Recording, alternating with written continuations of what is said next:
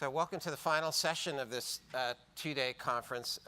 I have some closing remarks of thanks, but I do want to just begin by recognizing, for those of you just coming to this session or weren't with us yesterday, a note of thanks to Dr. Carol McNamara, who's the Associate Director for Public Programs of the School of Civic and Economic Thought and Leadership. She coordinates, yes.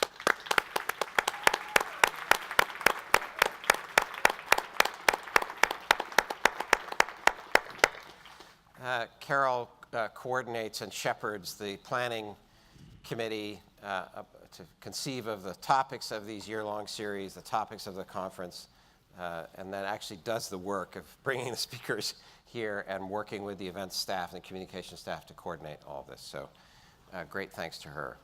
So I have a particular pleasure to introduce the two speakers for our final session, both of them students of political philosophy, a grand conception of political science, who have maintained an interest in fundamental ideas and fundamental questions while working for many decades in more practical ways, practical roles, serving in public positions and being very prominent public analysts.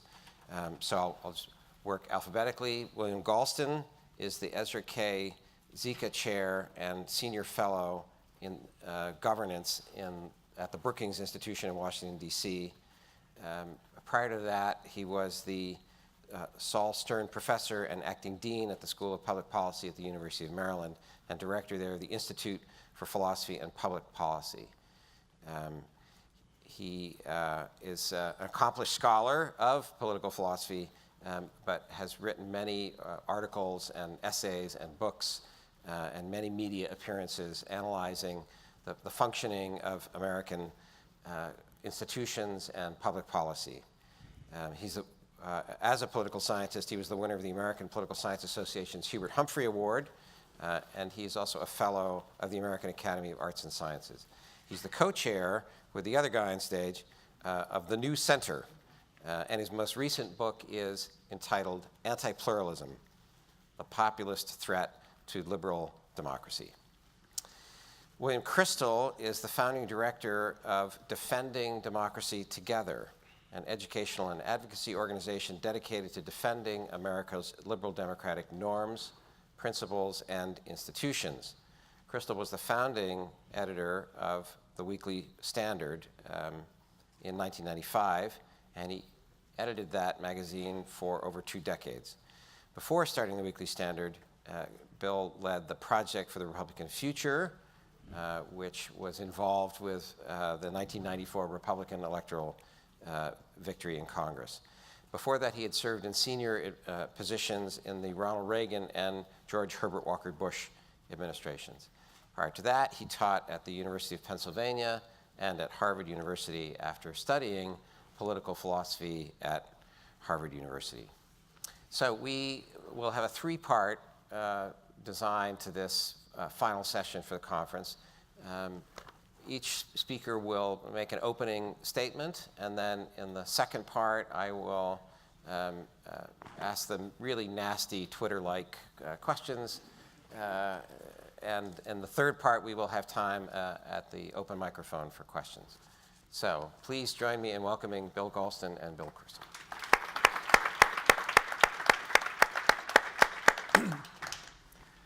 And I guess the alphabet places me first. Well, first of all, let me thank you and your entire team for pulling together this extraordinary conference. It's been a pleasure to be here. And I hope you won't take it amiss if I note that Rick went to Casablanca for the waters, and I came to Arizona for the warmth. And like Rick, I seem to have been misinformed. I have spent the last 10 years plus of my life focused on the rise of political polarization in the contemporary United States, its causes, its consequences, etc. I am not going to replow that ground. Suffice it to say that Professor Fiorina and I have a different take on our current circumstances, which we have debated in print and elsewhere. And I do indeed believe that Polarization, wherever it started, has now trickled down to the body politic to a significant degree. Having said that, unlike the 1790s and also the 1850s, in my judgment, our current ills don't constitute a fundamental challenge to the American regime of liberal constitutional democracy. I am not nearly as confident about the post-communist democracies in Eastern and Central Europe. But to say that it is not a regime-level threat is not to say that it hasn't produced serious problems. It has. And I'm going to focus my remarks on a way of thinking about the solutions to these problems.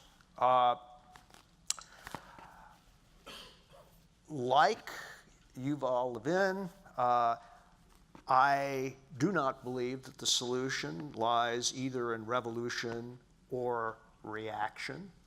Yes, we need renewal, but in my view, and I think he may agree with me, there can be no renewal without reform.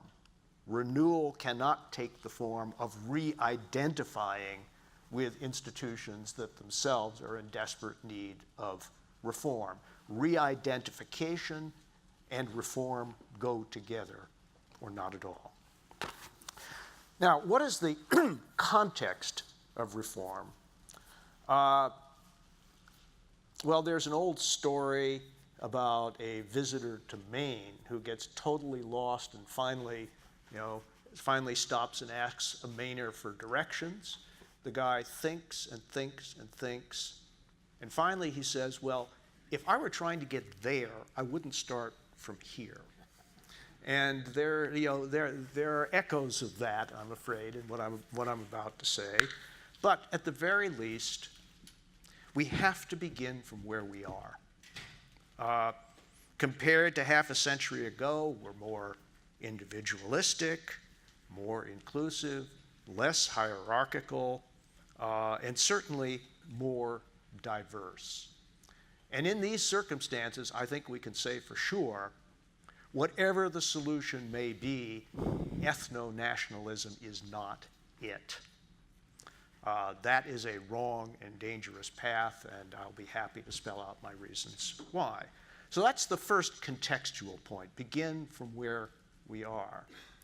And then, given where we are, in which direction should we look?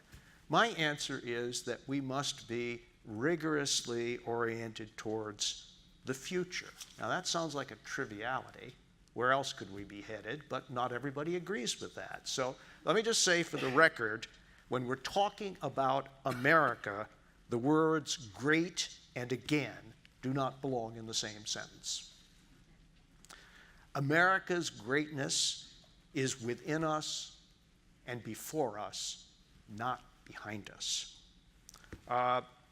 And in the same vein, I would say that nostalgia is a sentiment, not a strategy, and that anger is a great motivator, but a poor guide. So when we're looking towards the future, what should we be looking at? What kind of reform? And in my view, we have to look in two directions. First, towards institutions, and secondly, towards policies. Without institutional reform, we are unlikely to get the policies that we so urgently need. That creates difficulties because in many cases, reform must go through the very institutions that need to be reformed. That's not quite a paradox, but it is certainly a problem, and certainly a stumbling block, but not an insuperable one. Throughout American history, we've seen seasons and cycles of institutional reform. And in all past periods, that has not come through a revolutionary upheaval, except at the beginning, of course. It has come through the institutions that needed to be reformed. So there's no way around them. We have to go through them. What needs reform? God knows Congress, the epicenter of dysfunction. But I would not exempt any of the other institutions of our government, including the regulatory state, including the Supreme Court, including the presidency.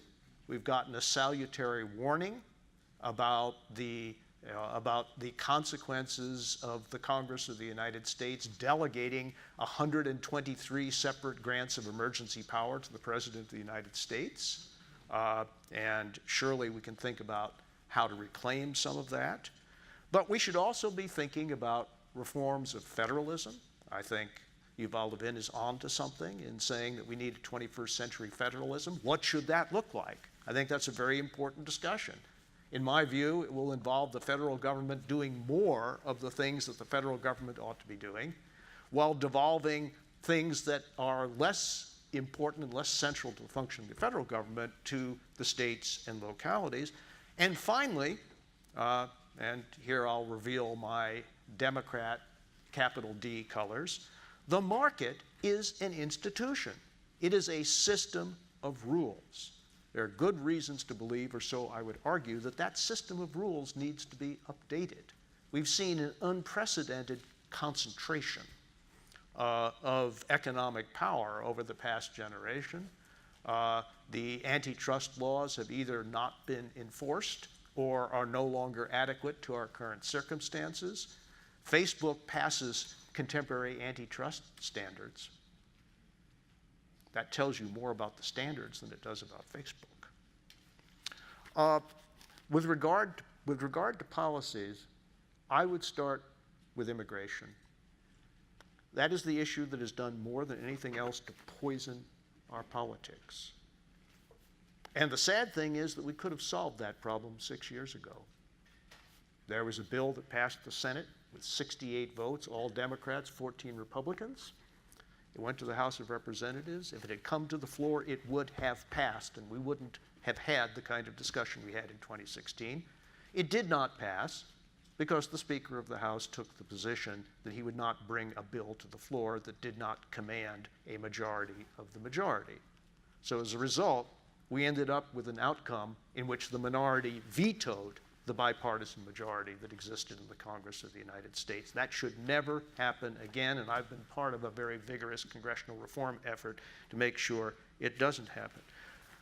We also need to focus reform on economics. How much time do I have left, Paul? Another 5 minutes is fine. Okay, fine, I won't take it. There have been two developments above all that have contributed to the polarization of our politics, which in turn has made the kind of reform we need more difficult.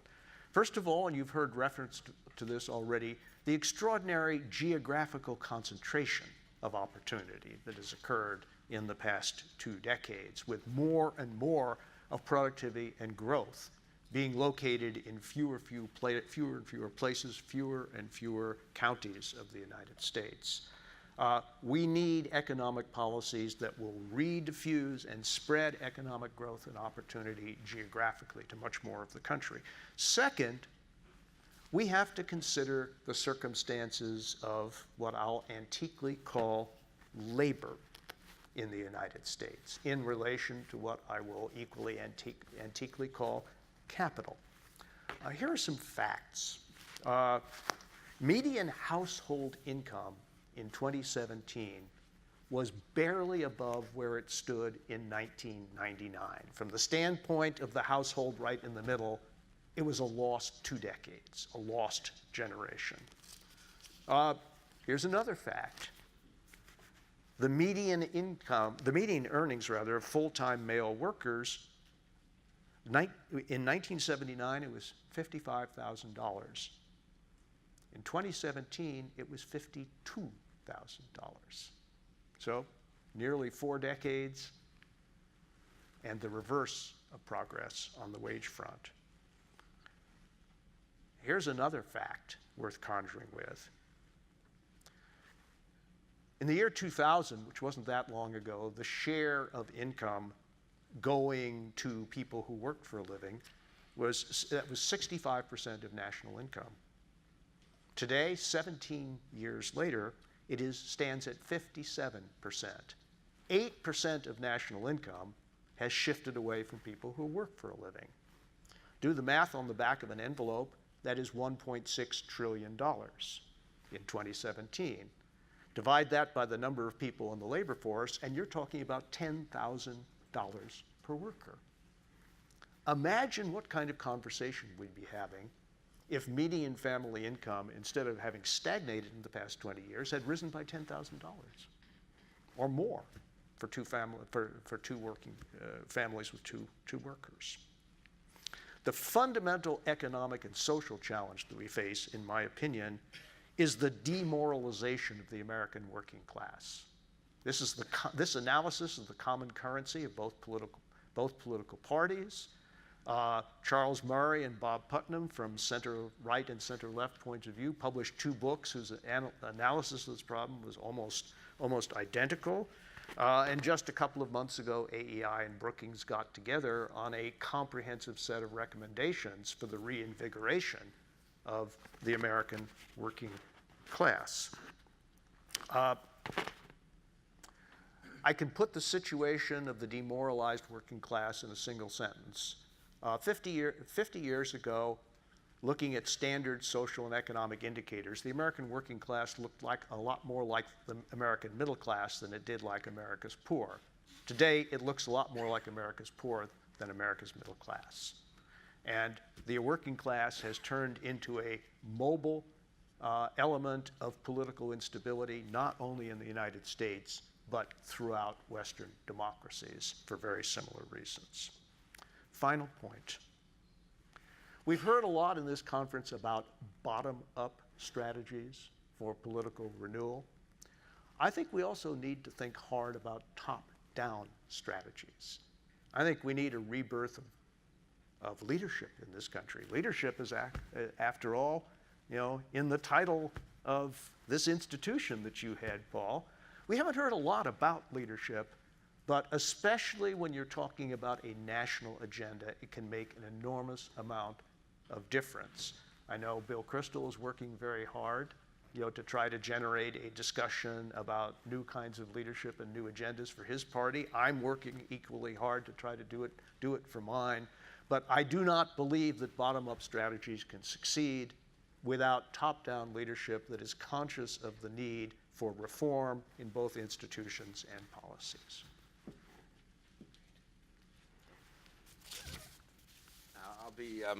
Maybe I'll try to be a little more upbeat than most people have been at this conference, which is a very low bar, so I can feel good about myself, and about cheering all of you up here on at the beginning of a week or early in a weekend.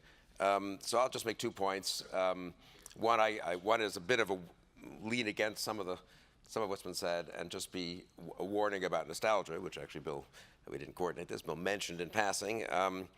I just think, we really do need to specify, what is the problem? What are the problems we're discussing? That's been a little vague, or it's not vague, the problems move around a lot in every presentation, which is totally understandable. It's a very complex society, and we have a ton of problems.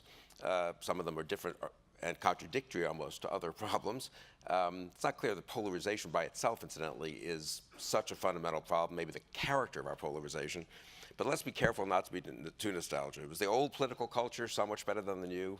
When was that exactly? When Joe McCarthy thrived, when George Wallace thrived, in the 20s with the Ku Klux Klan in Indiana, when segregation was just tolerated and discrimination as a price of kind of just politics in America for 100 years? I mean, what was the golden moment of the old political culture? I do think it's a problem now that, just to be more political, that Donald Trump is president. We've always had demagogues. We've always been susceptible to demagogues. We've always been susceptible to populist temptations of the less good kind. We now have a populist demagogue as president, which is a different problem from having one as senator or governor or talk radio host or something like that. But that's a very practical problem that happened because of pretty discrete, I think, things that happened, and maybe a problem that we can address. So anyway, let's not be too nostalgic for the good old days of the old political culture. The old institutions, when were they so strong and so wonderful? Like what was it, the old institutions that were doing so well, the 50s and 60s people seem to talk about? Didn't that produce the late 60s, which I think a lot of people in this room probably are not don't think we're a great time for America. Didn't those old institutions produce Vietnam? Let's just take an actual policy outcome. Someone mentioned, I think yesterday, we should look at outcomes, not just at institutions qua institutions. I don't know, was in the real world of governance, when exactly were things getting done that were so much better than the things that are being done today? The old party system, I'm somewhat nostalgic for some aspects of it, but let's be honest, what was the real old party system? The real old party system was Southern Democrats being tolerated by the National Democratic, or not tolerated, being needed by the National Democratic Party to hold their majority, and therefore moving extremely slowly against segregation and discrimination in the South, basically, and also not getting a lot of legislation passed for 25 years. I mean, the APSA wasn't foolish or ridiculous when they said, this is not a great system we have in 1950, and James McGregor Burns wasn't, silly when he talked about the deadlock of democracy. Now, maybe there was a middle ground between the current sorted parties, as Mo Fiorina called them, or the polarization reflecting itself in the parties, and the old party system. But again, I don't know that the old party system was quite as exemplary as people say, or if it was for sort of again, a somewhat mythical 5 or 10 years when somehow bipartisan deals were, the ridiculous Ronald Reagan, Tip O'Neill thing, or bipartisan deals were happening in the 70s and so forth. But not ridiculous Ronald Reagan, Tip O'Neill, but that was a leadership issue more than perhaps as much as a party issue. Old social capital, I don't know. David Reisman wrote The Lonely Crowd. I actually was surprised when Nat Glaser died to be reminded I kind of thought it was late 50s, but in 1950, atomism, alienation, all those wonderful working class jobs in Michigan and Illinois that were supposed to lament have gone away, and the coal mines in Kentucky, they weren't so great. People died kind of young from the physical stresses of these jobs. They were not, in fact, lifetime employment, contrary to this current myth. If there was a bad recession, GM let a lot of people off, and they didn't necessarily get them back, or they got them back 2 or 3 years later after pretty minimal safety net to keep their families together. So I'm a little dubious about the old social capital. Conversely, in the good old days, was there less sorting? Well, there was sort of less sorting, but there was an awful lot of social conformity, and a lot of American literature is about this in the late 19th century and the early 20th century, long before everyone went to California or were left behind in Ohio. So I'm a little dubious about that. 20 years ago, Bob Putnam, whom I have a very high opinion of, wrote Bowling Alone. Now that doesn't seem to be the problem, right? The problem is people aren't bowling alone. They're all bowling together with the people they agree with in their silos with whom they're communicating on Facebook. So is the problem that everyone's a lonely individual, or is the problem that everyone's herding together in these intolerant tribes? Well, I know there's a happy medium where everyone gets together and they're not really reinforcing their prejudices. They're just being different and sort of individual, but also sort of communal, and that's nice. But it's not clear to me, again, exactly when this happened. There's a witty piece, I think, by an economist of a libertarian bent. I think this is true, not just made up, that, in the 30s in Germany, they actually did have like bowling leagues. This was like a mode of social solidarity and capital, and there were tons of people, like the majority of the population probably, were in their little assigned bowling league, and there were a huge amount of social capital being built, but maybe not of the best kind. Even old media, I'm going to say, the Charles Murray, the Charles Murray, Bob Putnam stuff on the working class and social disintegration is, I think, a stronger case to make for nostalgia, maybe, though I could also argue that this is sort of an intermediate stage in huge changes in family composition and other things that may work out in a way, but you're in the middle of a bad period where we haven't sort of figured out how to deal with sexual and mores and changes in gender relations and so forth, that we're not going to go back to the old ones anyway. So we probably shouldn't be too nostalgic about that. And honestly, if we're just going to be honest here, are we that nostalgic for that wonderful family of the 50s and 60s where a huge number of people, when the divorce rate was much lower and people were sort of trapped in fairly miserable marriages, and the price of it was a kind of huge inequity between the sexes and so forth? So not to sound like some left-winger here attacking the bad old days, but why not? Yeah, I'm letting my inner leftist come out here. Well, but there is too much, I think, both on left and right, incidentally, because you see this with the left and the nostalgia, as I think you've all pointed out, for the 50s economically, and in the right, and the nostalgia for the 50s socially and culturally. Even old media, I mean, was it really that great? We should go back and really look at a New York Times from 1965 and think, was that really intelligent? Were they giving us good coverage of Vietnam? And go to an actual city. I remember doing this in the 70s when I met Susan. Her mother lived her grandmother lived in Shreveport, Louisiana, smallish, mid-sized city, and we went there in the late 70s.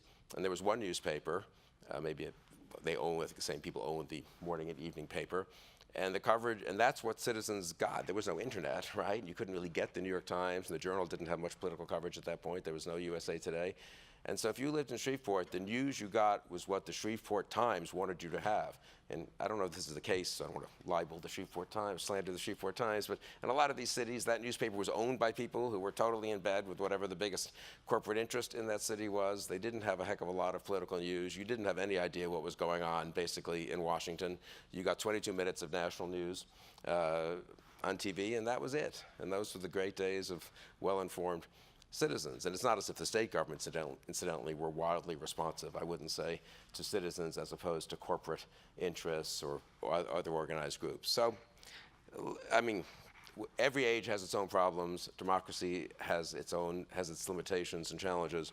They manifest themselves differently in different ages, but we probably should be we could be maybe a little more specific about what the particular problems today are really compared to the past.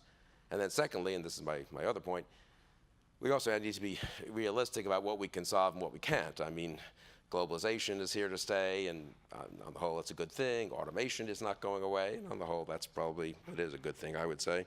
The social cultural changes are here to stay mostly, and people can have their own views about how much of them are good and how much of them are bad, but again, very few people in the real world are going back to the way things were 30 years ago, let alone 50 or 60 or 70 years ago. So those things, I'm not against trying to modify them. I'm certainly not against trying to deal with the unanticipated consequences and figuring out how to ameliorate those and so forth. But I think that's a pretty hard thing to do and a complicated thing to do, and not so there are no magic bullets. Can we do anything? I would say yes. I mean, I do think one wants to really do the things we can do. And I just mentioned three very quickly. One is, so of all the institutions, so many of them are broken, problematic, flawed. Congress is the most broken. I mean, I got to Washington in '85. I do not believe the executive branch is fundamentally leave aside Trump personally, but as an administrative organization, fundamentally worse or different than it was in '85. I'm not sure the courts, kind of complicated debate, but I would say the same. The legal system in general, I would say, is probably actually better. The Congress is almost unambiguously broken in a way it wasn't then. It's partly due to factors beyond the Congress's control, but a lot of it is due, and Bill has written a lot about this, to the internal organization of Congress, which incidentally is making some of these other factors worse, such as party polarization, in my opinion. So that's a manageable thing. I mean, congressmen really could change the way the budget process works, the relationship between committee chairs and leadership. I mean, a million different things that are changeable, doable reforms that should be enacted. So fixing Congress would be my first priority before a lot of other things that might be nice to address as well, but are both less urgent and less doable, I would say. Second, the parties. I mean, Mo Fiorina may be right that at some point one has to give up on the current two parties, or in a sense on the two-party system. I'm certainly not willing to do that now, and I would even say honestly that I think, talking about the destruction is fine, I guess. It's fun, maybe, but it's actually very dangerous. I mean, you really don't want to live in a country with a Trumpy, in my view, with a Trumpy, nativist, authoritarian Republican Party and a somewhat authoritarian, let's call it socialist in quotation marks, but, Bernie Sanders, AOC-ish, both utopian in terms of economic policies and tending towards intolerance on matters of culture, religious freedom, and even intellectual freedom in universities, and that kind of Democratic Party. It really is, what is American exceptional? What was American exceptionalism? It's an actual social science term. I believe it was that we didn't have communism, really, when the term was invented in the early 20th century. Why don't we have a communist party or even a socialist party? And then secondarily, but equally important, why don't we have a fascist party? We've had plenty of movements on the left and right, but our two-party system worked pretty well in channeling them in or marginalizing them and ending up at the presidential level at least, and mostly at the congressional level, and mostly at the gubernatorial level, and mostly at the local level, with moderately responsible and moderately moderate leadership. And that's not a little thing. And I guess I'm very reluctant to just walk away from it and say, well, some of my fellow Republicans have walked away from the Republican Party. I don't criticize them as a matter of personal decision, but it would be better to really take a shot at having a reasonable Republican Party. And it's not, anyway, just do it for the next year or two, and then everyone can give up and do something else in 2020 or 2021. It would be better to have a reasonable Democratic Party, a reasonable, what I would consider a form of, liberalism that's market regulatory, but still recognizes the case for markets, that does have an old-fashioned respect for liberties of various kinds, that is committed to the post-war liberal international order to at least some degree, if in a sort of more dovish way than the more hawkish Republicans. You really don't want to take the good things that have been done at home or really abroad over the last 50 or 75 years for granted. That wonderful old system, the old culture, the old institutions coincided with what? 2 world wars, Korea and Vietnam.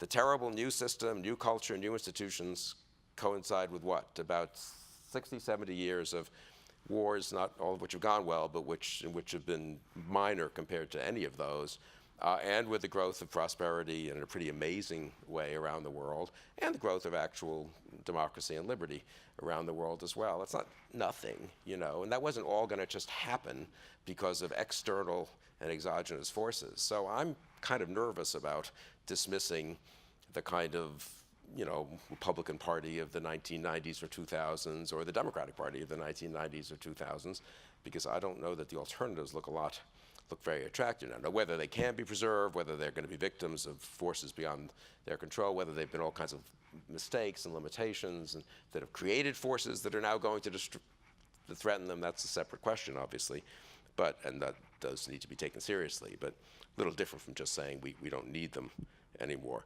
Final point related to that last one.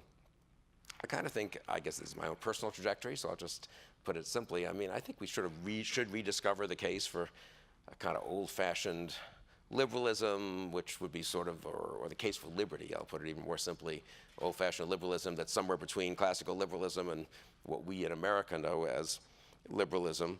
I remember coming home from college and had studied a little, political philosophy and all these deep thinkers, and I had taken a course on Nietzsche and Heidegger with Mark Blitz and so forth, and I was very contemptuous of these sort of simple-minded liberals, especially Dewey, but even John Stuart Mill, and that's so shallow compared to the depths to which the left and right had plumbed. And I remember a friend of my parents saying, well, that's all very nice, but actually, this was an older person, I was around in the 30s and 40s, and you could do a lot worse than have a society that's basically shaped by Mill or even by Dewey or by other people of that character. There really is a case for a sort of slightly simple-minded but old-fashioned attachment to liberty, both in contrast, obviously, to communism and fascism, but I would say in contrast to populism and progressivism. So I'm sort of for reminding ourselves of the case for liberty, making that case better and in an appropriate way in the 21st century, and so forth. But we should be, before we rush beyond all the kind of simple-minded guardrails and constitutional and institutional structures and mores and habits that support liberty, let's make sure those are strong. We can then worry about some of the negative side effects and cultural contradictions of modern liberal capitalism and so forth, but let's make sure we preserve the basic structure if we can. So I'm for fixing Congress, saving the two parties if possible, and sort of reviving our attachment to the politics of liberty.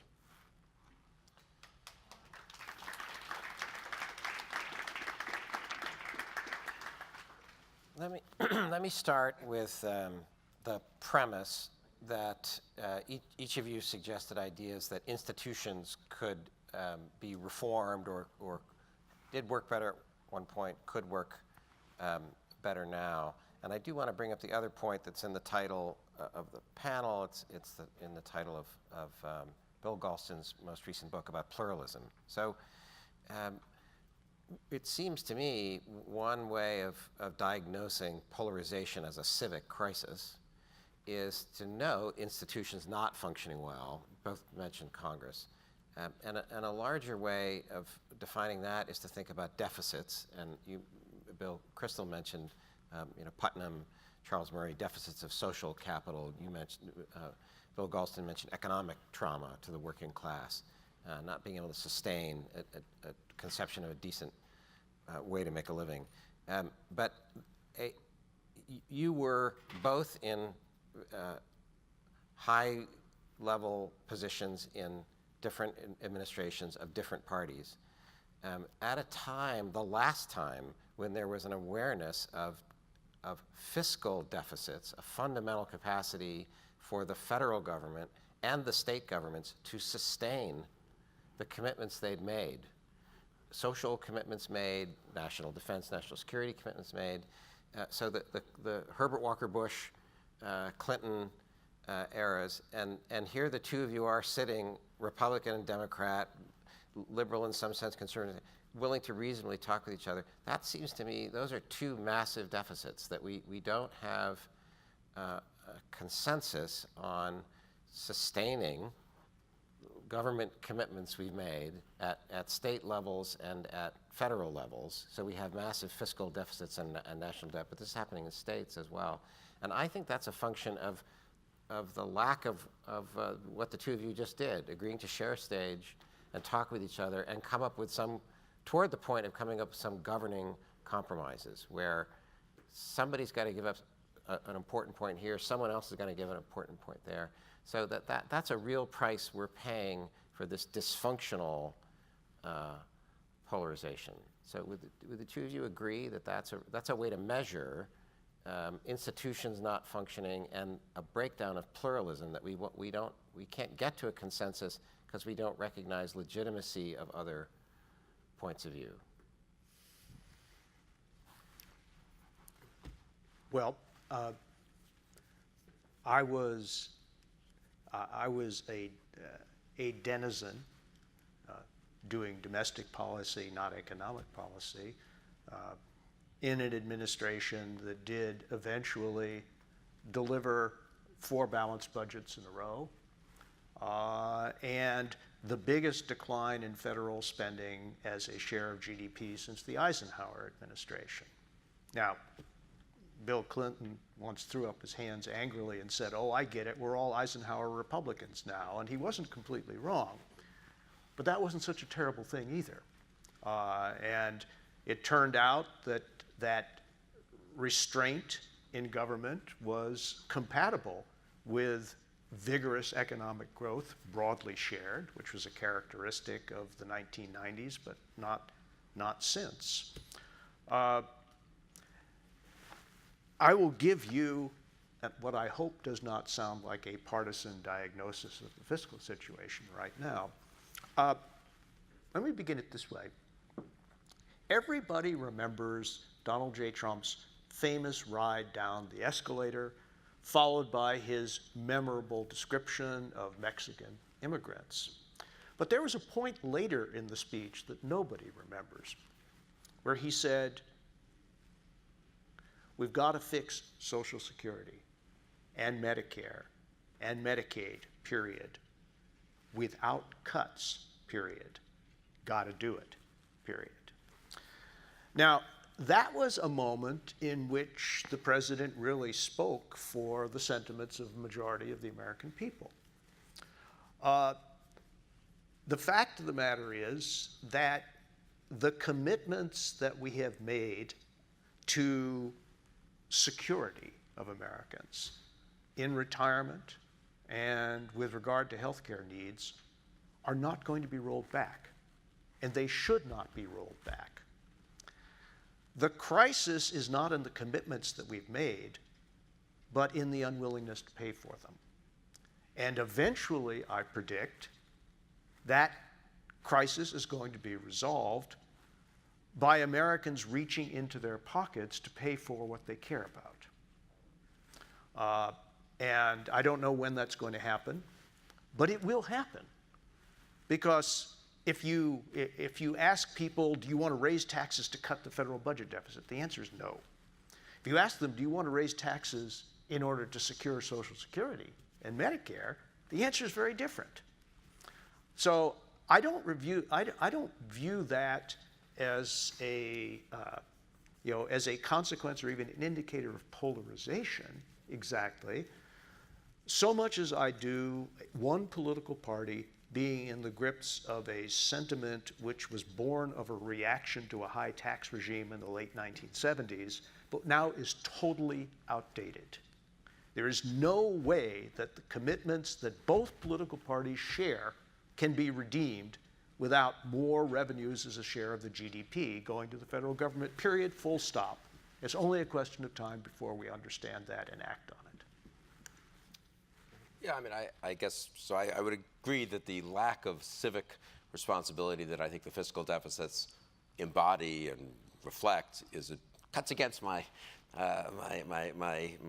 cheerfulness about not being nostalgic. I do think there was just a norm at one point that you really couldn't do this. There were also institutional reasons that made it harder to do this, more at the congressional level than anywhere else. The states, which do still have to have balanced budgets because they can't print money, I'm not so sure.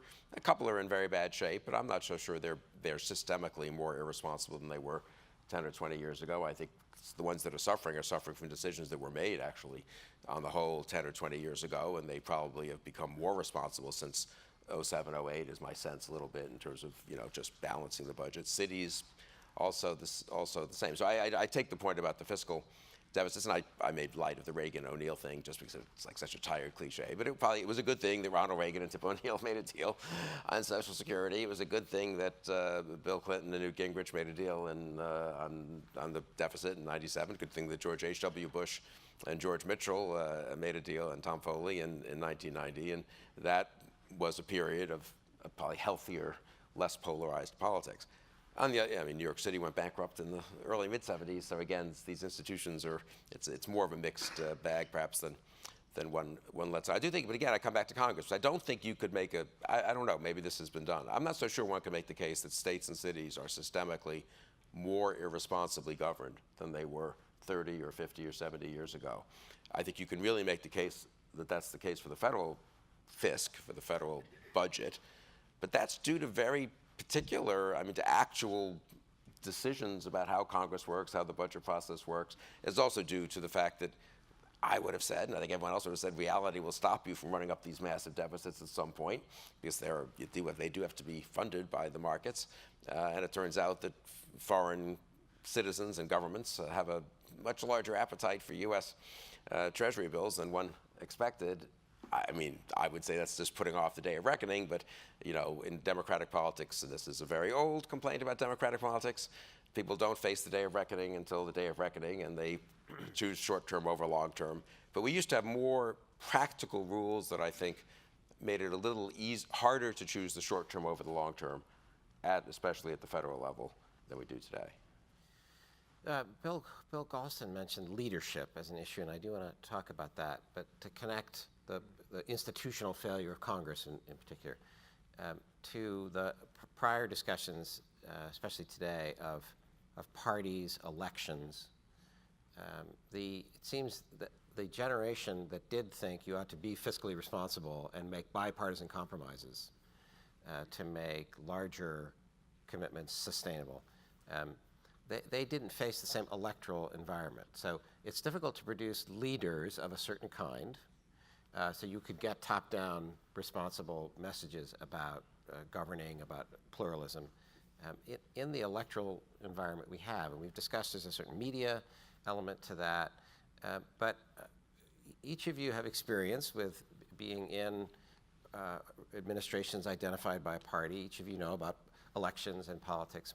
What kinds of reforms can you think of for how the presidency is elected, the members of Congress are elected, so you would get some positive movement to make both Congress and the presidency more functional and responsible as institutions? What we have now seems to be is constant elections, constant electioneering, the space for governing,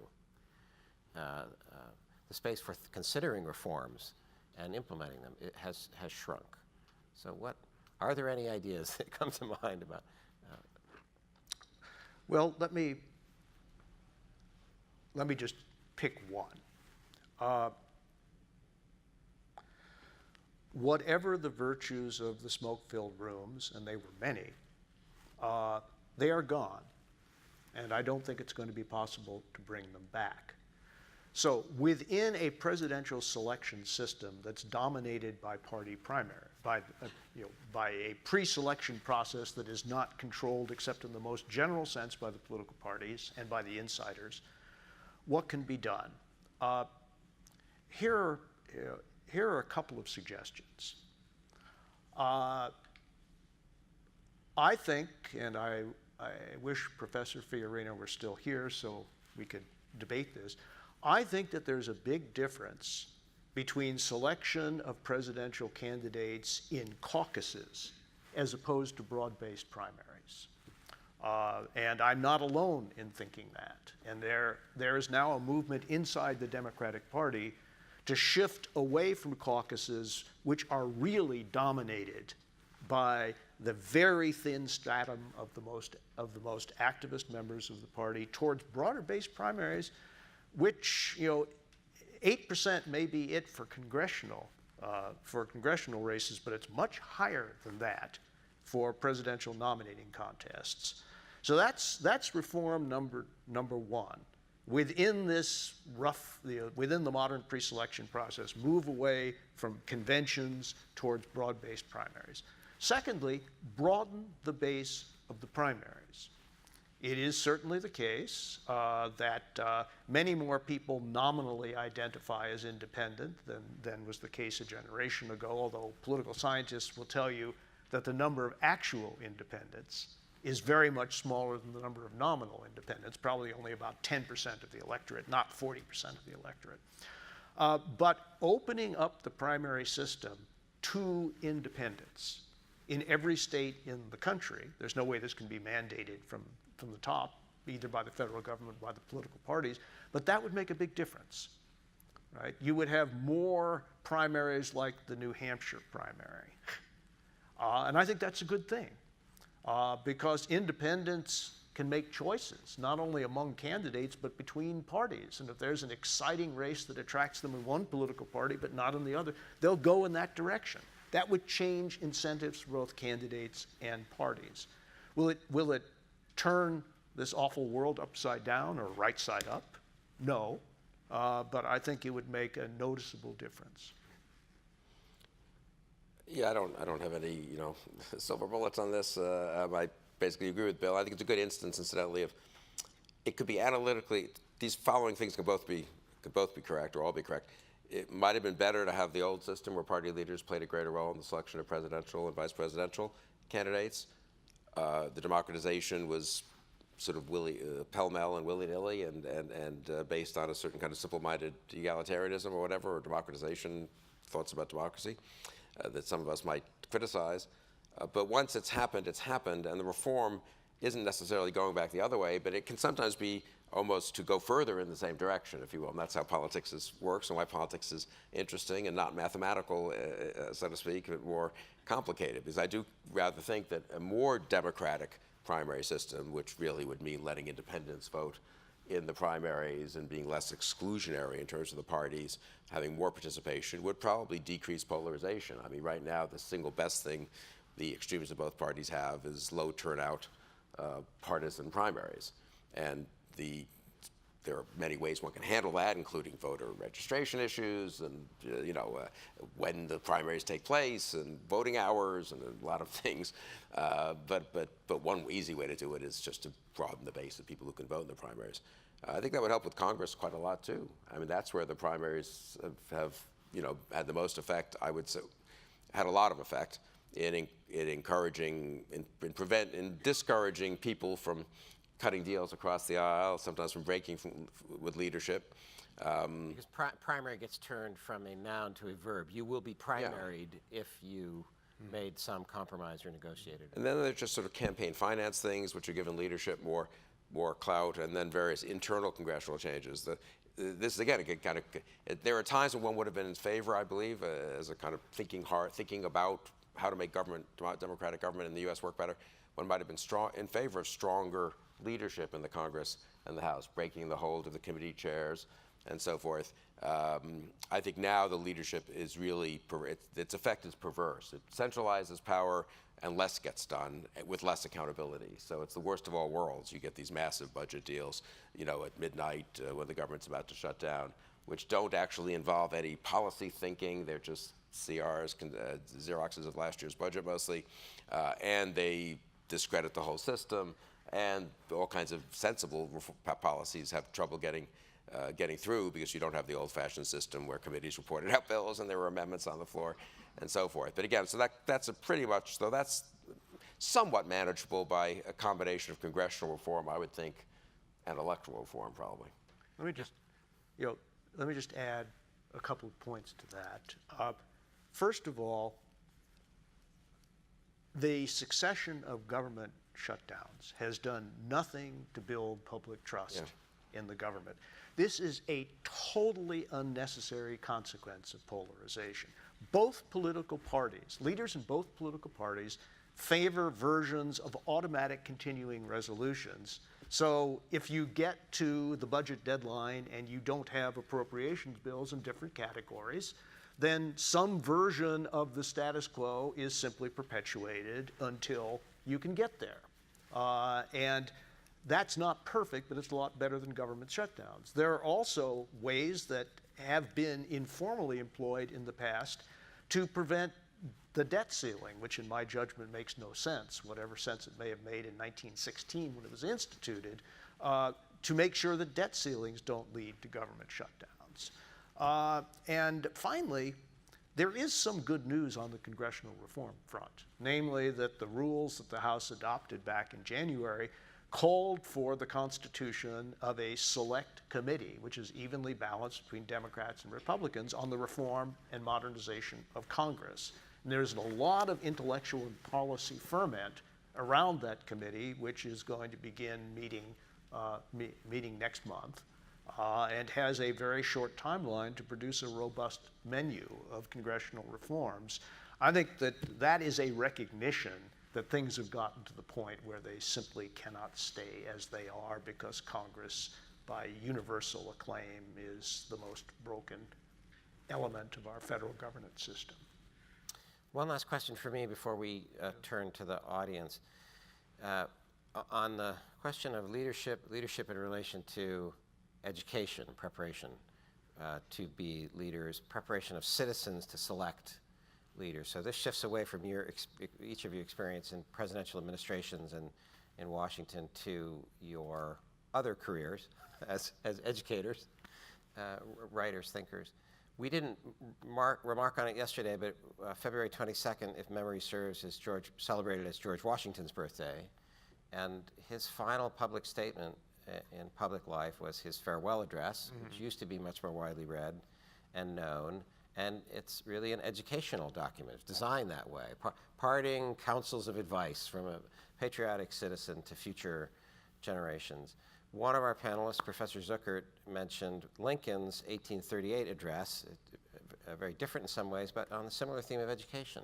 An ambitious political leader interested to address a civic crisis, a possibility of disintegration by talking about what kind of education is needed for citizens. So there's that harmony in a way between Washington and Lincoln. So as a final question, the two of you, what kinds of reforms to university education, since both of you have been involved with universities for a long time, what kinds of changes to university education, maybe general education requirements? And then what good effects could that possibly have with public schools? Because all the teachers in public schools earn university degrees. What thoughts do either of you have on that? Well, I'm going to give a sort of abrupt, pessimistic answer to your question as posed, and then pivot to a different question which is related to it. I spent decades of my life on the issue of civic education. I founded a research center on that topic. I am much less confident than I used to be that broad-based civic education is going to make much difference in our civic life for all sorts of reasons. But I am more convinced than ever that the education and preparation of leaders is absolutely critical. And the education and preparation of leaders occurs not in books, but through experience.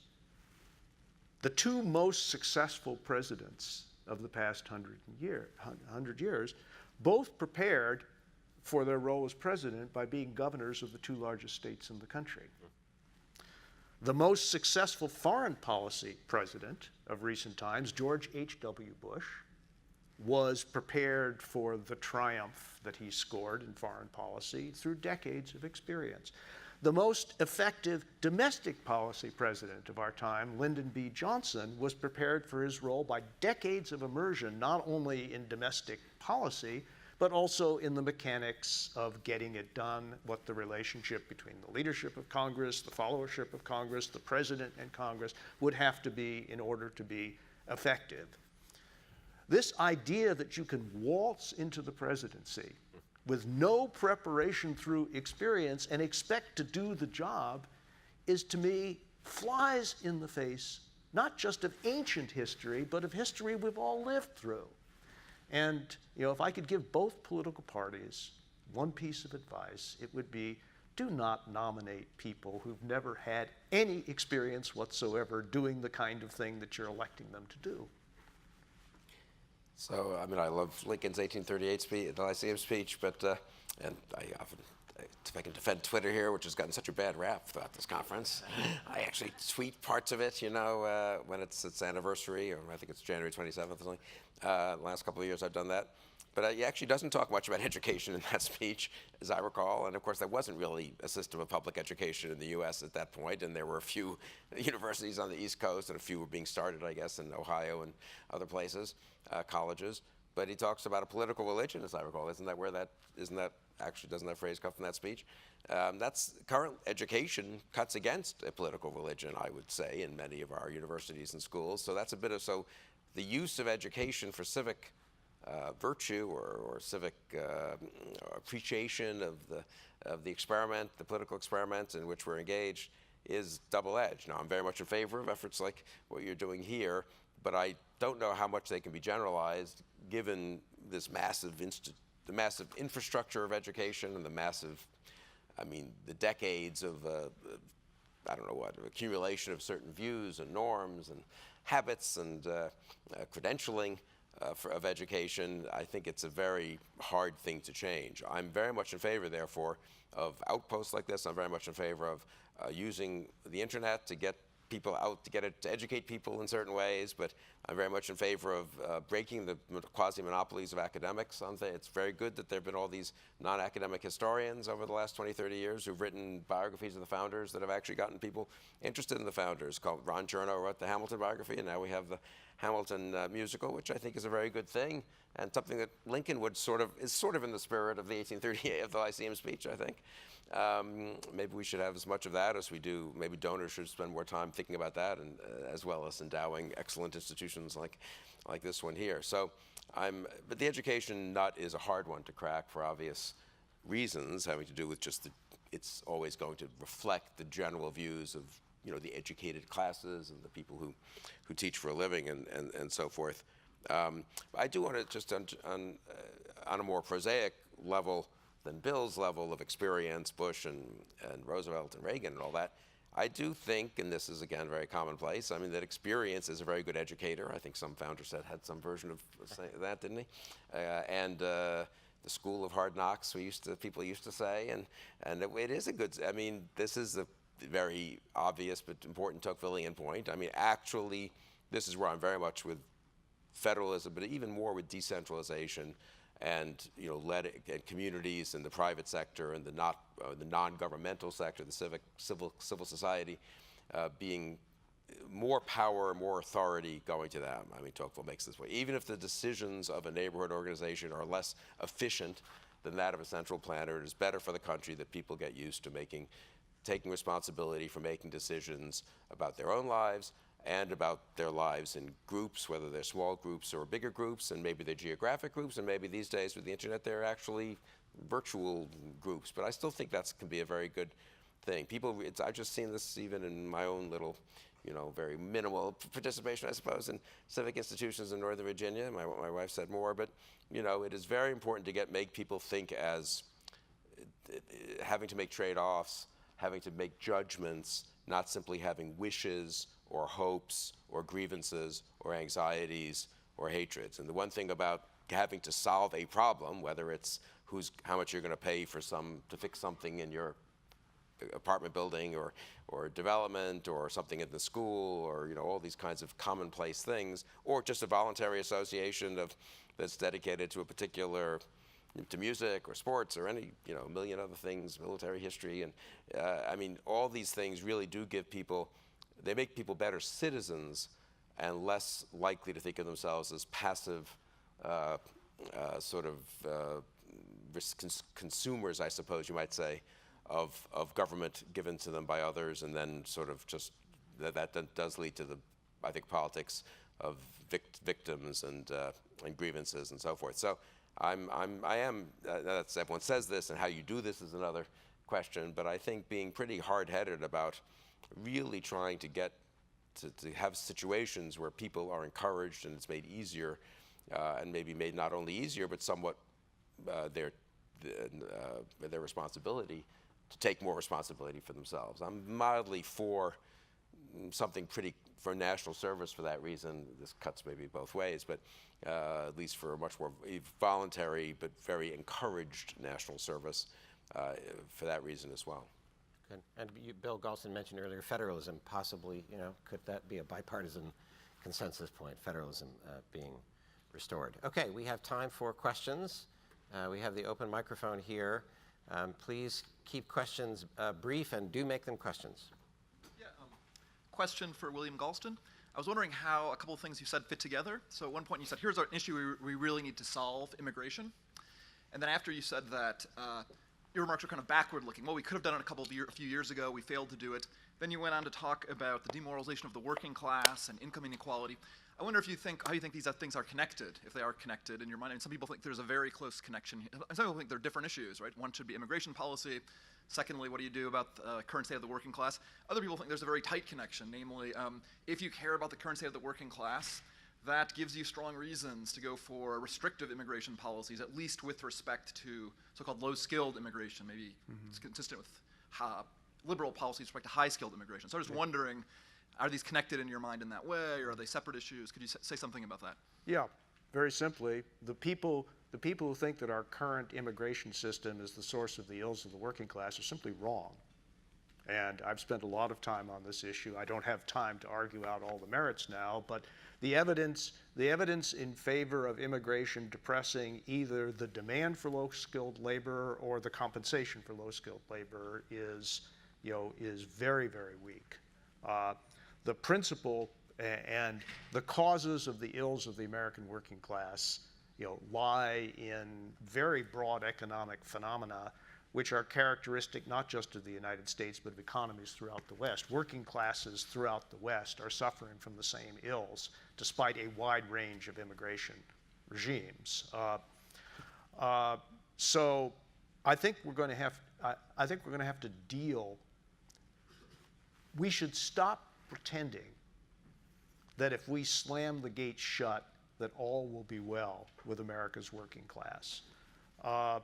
And I actually believe quite strongly that our neighbor to the north has a much better immigration system than we do.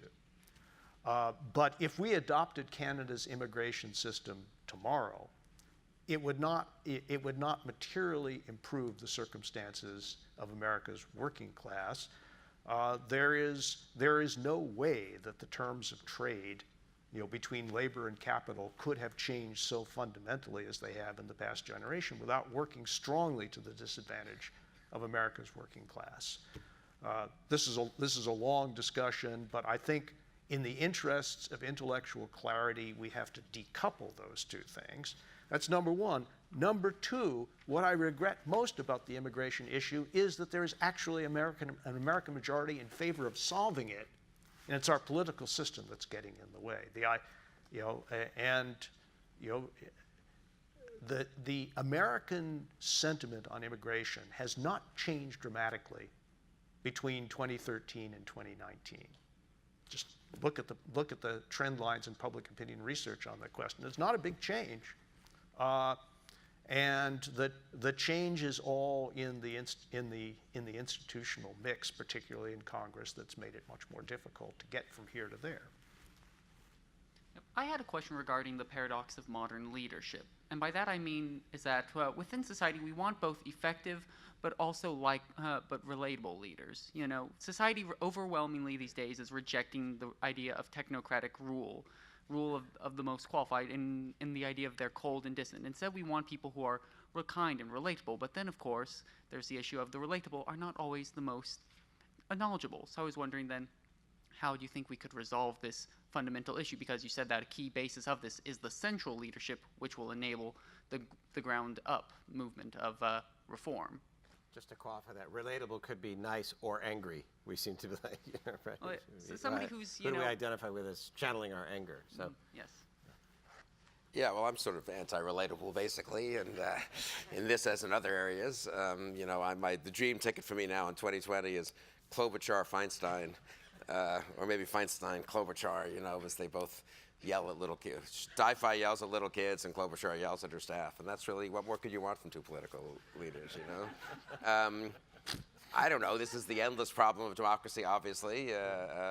Tocqueville says, and Democracy in the first volume, right, that the Americans should be extremely grateful to have had the Federalists at the very beginning, precisely because they were not particularly relatable democratic types, Washington and Hamilton. Hamilton more complicated maybe than Washington, but ultimately not obviously acceptable in a democracy as it developed after the first decade. But what would we have been without Washington and Hamilton in the first decade? And of course he saw Andrew Jackson, which was the beginning of the real democratization, and that had pretty bad consequences, I would say, over the next 30 years.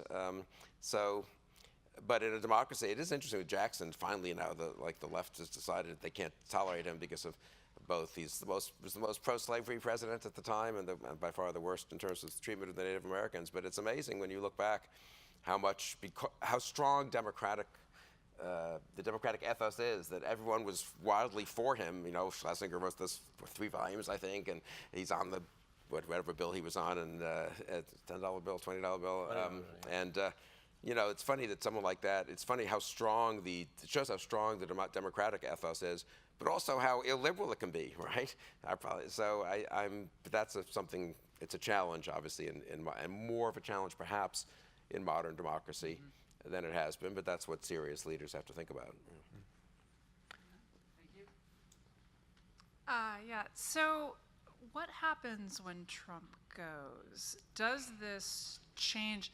There's like 2 schools of thought on Trump, right? One is that he's sui generis, and I tend to lean towards that. That it took a rather extraordinary string of coincidences and really bad decisions by Republican primary contestants to put him in office. But does that mean that when he leaves, the Republican Party can go back to anything approaching what it was?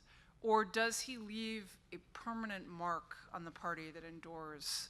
And I will now break this into 2 parts, which is if he wins in 2020, and if he doesn't win in 2020, is there a difference between how much of a mark he leaves? Sounds like a question for you, Bill. Yeah, so going backwards, I mean, we don't know, obviously. We don't know how much effect he will end up having had, and that depends on decisions to be made after, in the future. But So I very much agree with the implication of the second part of the question, though. A huge difference just in American history, there's a big difference between 1-term and 2-term presidents in terms of their effect on their own parties, their effect on the political system, the sense that that's a model that is going to be followed. So for me, as an anti-Trump Republican, 2020 is really key to whether it ends up being a Trumpy Republican Party, or at least perhaps a not Trumpy or less Trumpy, if I can put it that way, Republican Party.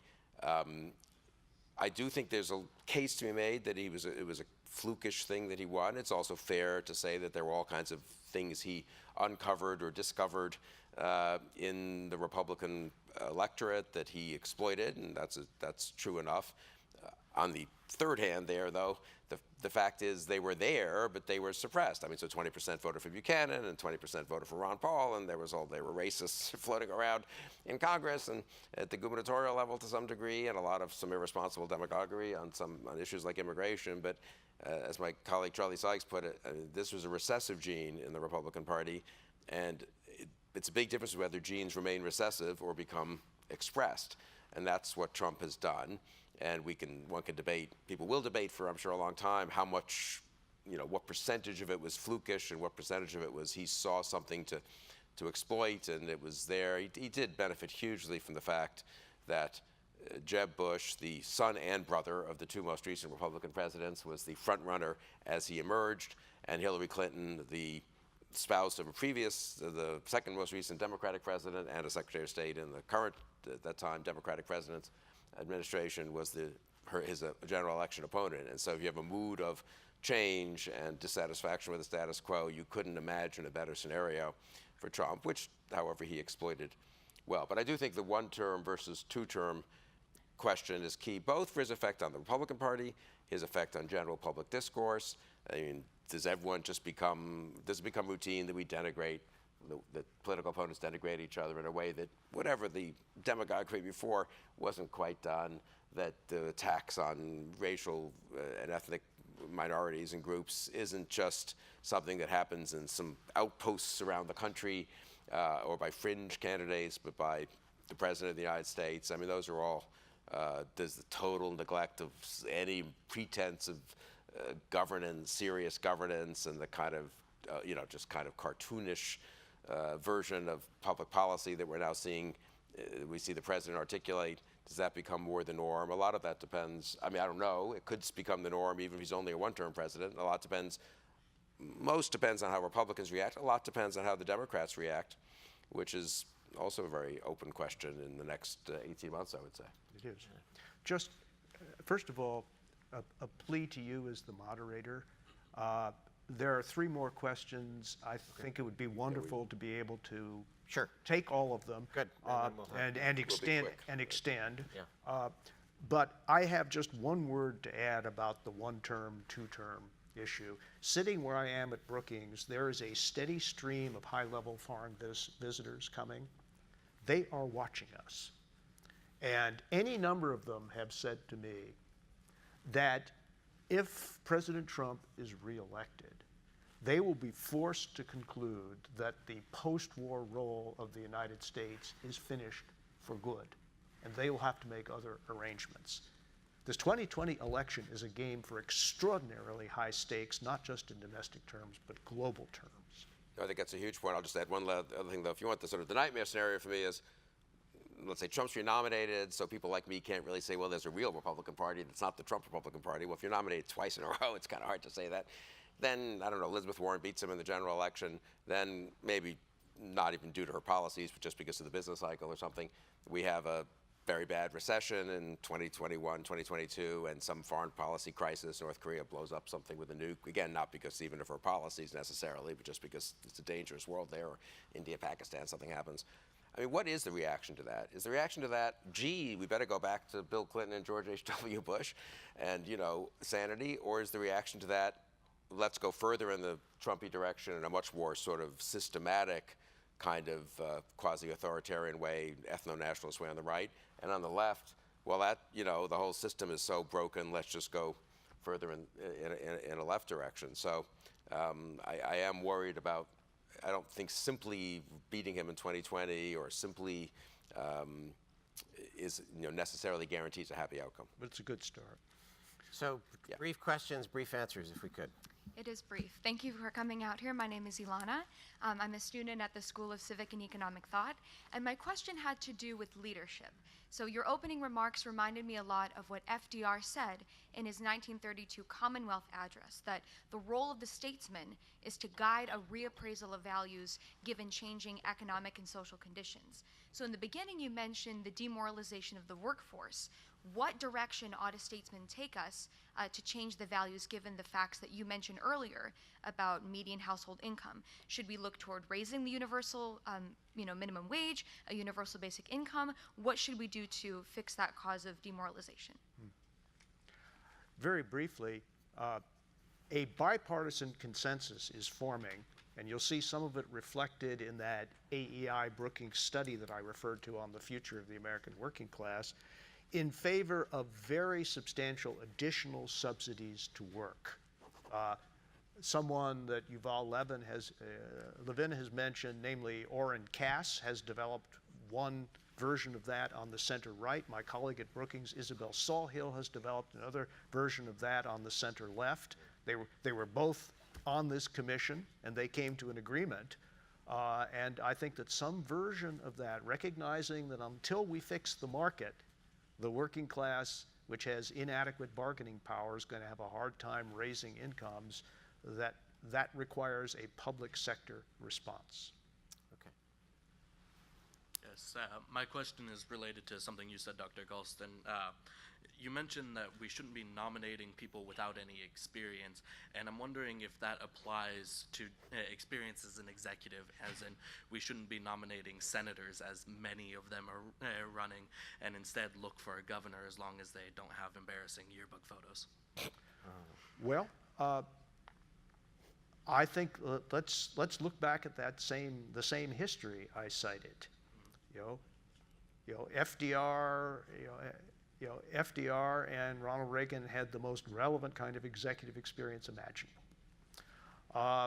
And George H.W. Bush and Lyndon Johnson had both been vice presidents, the closest conceivable observers to the president, before they acceded to that office. I think that senatorial experience, unlimited airtime, but no responsibility for results may be the worst preparation for the presidency. All right, thank you. Last question. Thank you for being here. My question is about money in politics and polarization, and I'm wondering if both gentlemen could comment on what reforms, if any, you would advocate for in a post-Citizens United world. You go first. I wish I could be optimistic about finance reform. Unfortunately, the constitutional obstacles that have been created to it are going to be extremely difficult to remove, which has led some people to the despairing but perhaps accurate conclusion that only a constitutional amendment can save us. I do not expect to see such an amendment adopted in my lifetime, unfortunately. And so the only good news I can give you on that front is that the tyranny of big money has been broken by a development that has been much reviled this morning, namely the internet. And so you suddenly have Beto O'Rourke being able to raise $78 million, and dissidents like Bernie Sanders raising $6 million in 24 hours after he announced for president just a few days ago. And so big money ain't what it used to be. But I don't personally like a system where it makes as much difference as it does, but I don't think that I can do anything about it, and I don't think the political system will do anything about it. Yeah, and I would just generalize from that to say that this is sort of often the case in history. I mean, if you have a Hayekian streak, you'll want to make this, you'll appreciate this argument or be friendlier to it. Probably, I mean, things that no one's anticipated often don't solve problems or deal with problems in ways that more normal, political efforts don't. And I do think that's very much true about the online fundraising, and also the fact that we do have billionaires who are from, let's call it old, fossil industries, and we have billionaires from the West Coast who hate, who are strong, climate change advocates and so forth. And so the balance of money is actually pretty close, as we've seen in the last couple of presidential elections. Now, maybe it's a little crazy that billionaires in either party have quite as much power as they do, but then the online stuff cuts against that. I'm in that respect, I'm slightly friendlier. These technological developments have their own downsides, and we often see the downsides first and maybe see the upsides a little bit later. We see the upsides first, like the iPhone. You know, it's fantastic that you can search everything and learn everything in Google and Wikipedia and the iPhone. Then you see the downside. That's sort of the second wave of intelligent social commentaries. Oh my God, it does have real consequences, and I'm not minimizing those, psychological, sociological, and so forth, political. But often there's then a third moment where you realize, well, actually, you can deal with some of those consequences, and there are other upsides. Anyway, we're not going to stop it. So I do think that, in that case, the online stuff helps a lot. In terms of, I mean, I live in Virginia. We have unlimited contributions to gubernatorial for state level, obviously not federal, for state elections, with disclosure. I don't know, Virginia is not much better governed necessarily than all of our neighboring states. It's not worse governed, honestly. And, you know, so I just think empirically, if you went around and looked at states, there's pretty low correlation between quality of governance or even ethics of governance and different campaign finance regimes. So I've always been a skeptic that campaign finance by itself makes that much difference to actual governmental outcomes. Well, with that, I have a few closing thanks to give before we say a final word of thanks to our two speakers. So obviously, a conference, a program like this takes an enormous amount of effort over many months. So as I said, we owe thanks to Dr. Carol McNamara, but also her staff in the school, the event staff, the communication staff, other folks who have been here working long hours. I also want to thank two different advisory boards that we have, our academic advisory board, and several of the panelists and speakers here in the last few days come from the advisory board. So Professor Mansfield, Professor Fiorina, Catherine Zuckert is here as a visiting scholar, so we're grateful for their support. And the other board I mentioned, the Board of Counselors, like Professor Galston and Professor Kristol, Republican, Democrat, liberal, conservative. So we had Senator Kyle here yesterday and at dinner last night, but Ron Christie, who spoke earlier on a panel today, is also a member of that new Board of Counselors, experienced leaders giving us advice on civic education and on civil disagreement. The dean, I don't know if you said, Pat Kenny was here earlier, the dean who really took responsibility, professional responsibility, the Dean of Arts and Sciences, to establish this new department, this new school, and the support from the ASU leadership, President Crow on down here in our second full academic year, so we're grateful for their support. And finally, a thanks to all the speakers on all the panels. It was a great feast of thinking and very challenging across these 2 days, and I've heard from many speakers how much they enjoyed hearing from the other participants, so we're grateful for all of that. So we hope you'll keep that program, get more information about the school, the curriculum, our programs, our other speaker events. For those of you in the local area, we hope to see you again. For those of you who traveled a long way, we hope to see you at other events in the future. With that, join me in thanking our last two speakers.